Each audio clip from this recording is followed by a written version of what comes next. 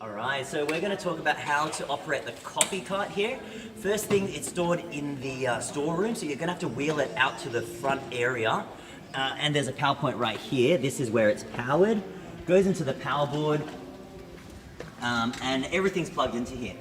Sometimes it does trip, so you've just got to make sure you reset the RCA, the switch here if it does trip, because the coffee machine does draw a lot of power.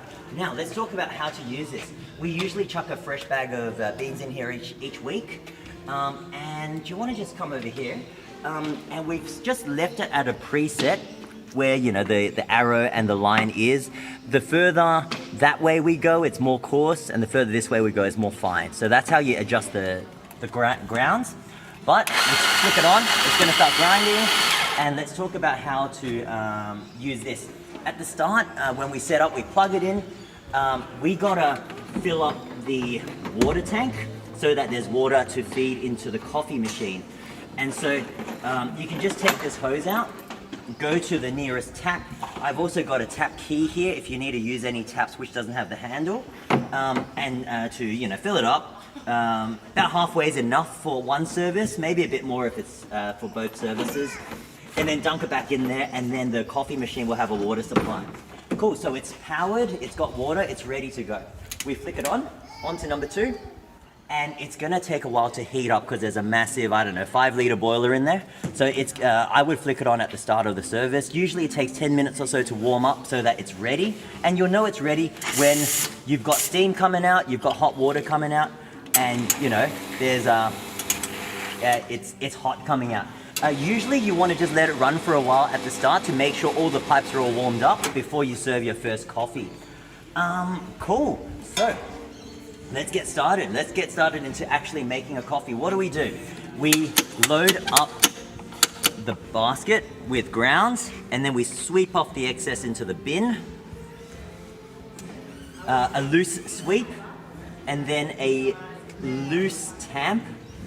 We found that this machine, it gets jammed pretty easily if you tamp really hard. So once it's there, you pop it in, and you tighten it. Pop the group head in, and you get 2 cups, one per shot. There on each side. It's the cups don't rest too well, and then you hit the top button, which will then churn out some lovely, lovely coffee. And if you've gotten it right, you should see it's slightly stripy. Not sure what the lighting is like, but yeah, you should see a nice kind of rich, lovely, caramelly color coming out. Now, usually you would do it for around 30 seconds for the extraction. So you can keep an eye on your stopwatch if you want, or you can kind of just roughly gauge when a shot is, or when the color starts kind of yellowing out, or watering out. We've got 2 lovely shots. So now we move on. Usually you might have 2 people here, one doing the coffee espresso, one doing the milk. But let's move on to the milk component. Ah, right, okay. We've got a couple of variety of jugs. Of course, if someone's wanting a soy drink, make sure you clean everything thoroughly so you don't contaminate it with milk stuff. So you might want to just use a brand new jug so that you're not mixing things up. But let's use this. We'll load it with some milk.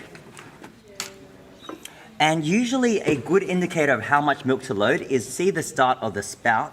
That's where you want to stop the loading of the milk, because once it froths, it's going to get to the top. So we'll load up the milk up to around where the spout is, and we'll pop it in here, and we hit the steam. You can lock it down, and when you're starting, it's good to just pop the thermometer in, and an ideal temperature is 60 degrees. Now, what you can do, whoops, bit messy there. Oh, very messy. All right.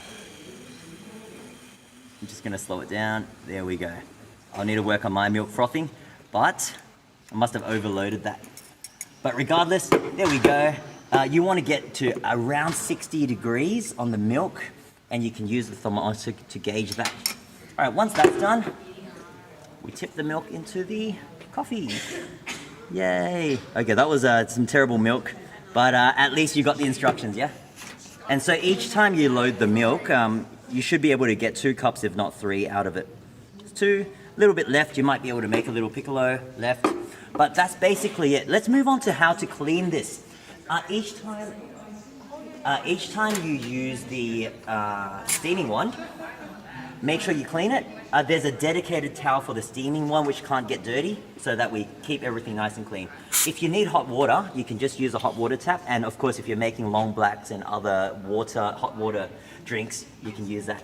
Hot water is also used to melt the hot chocolate powder, so you might just add a little bit of water into the hot chocolate powder to stir into a slurry before you add the milk. Regardless, there we go. Clean the steaming one after you finish doing the milk. Make sure it's clean. And in terms of packing this up, you just got to make sure everything is clean. So, how do we clean these group heads? You flush them, but also there's going to be a cleaning